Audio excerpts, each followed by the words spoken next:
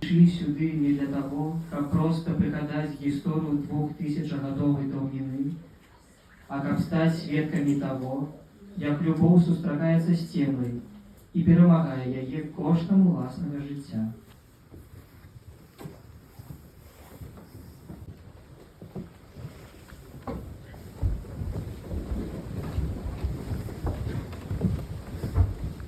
Божа, Ти праз муку Твоего Сына Твои руки отдаю я дух мой. Єзуса з Назарета, Кажи їм. гэта я, Молимся, наимилейшая.